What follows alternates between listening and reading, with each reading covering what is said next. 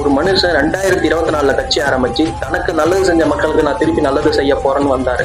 இவருக்கு முதல் மாநாடுன்னா என்னன்னு தெரியுமா? இவருக்கெல்லாம் எங்க போய் கூட்டம் கூட போகுதுன்னு சொன்னவங்க மத்தியில முதல் மாநாட்டையும் விக்கிரவாண்டியில போட்டாரு. பல லட்சம் மக்கள் கூடுனாங்க. இதெல்லாம் சினிமா கவர்ச்சிங்க. இதெல்லாம் ஓட்டா மாறாது. அவருக்கு கொள்கையே கிளியரா இல்ல. அவர் 10 சீட்டு கூட ஜெயிக்க மாட்டாரு. எழுதி கொடுத்ததை படிச்சுட்டு இருக்காரு.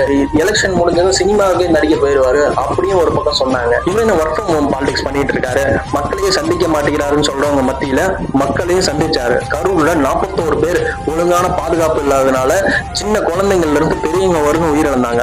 தன்னை பார்க்க வந்து ஒரு 41 பேர் உயிரிழந்தாங்கன்னு சொல்லிட்டு அந்த வேதனையும் வலியும் எப்படி இருந்திருக்கும். அந்த வேதனையில இருந்து மீண்டு வந்தார். ஒரு பக்கம் ஒரு படத்தை முடக்கினாங்க, இன்னொரு பக்கம் குடும்ப பிரச்சனை, இன்னொரு பக்கம் பிரச்சாரத்துக்கு பர்மிஷன் கொடுக்கல. இதையெல்லாம் தாண்டி தான் ஏப்ரல் 23 மக்கள் வாக்கு செலுத்தினாங்க. விஜய்ங்கிற அந்த முகத்துக்காகவே 1,72,00,000 வாக்குகள் வந்து டிவிக்கு மக்கள் செலுத்திருக்காங்க. 108 இடங்களை பிடிச்சாங்க. அப்பயும் பாத்தீங்கன்னா ஆட்சி அமைக்கிறதுல பிரச்சனை.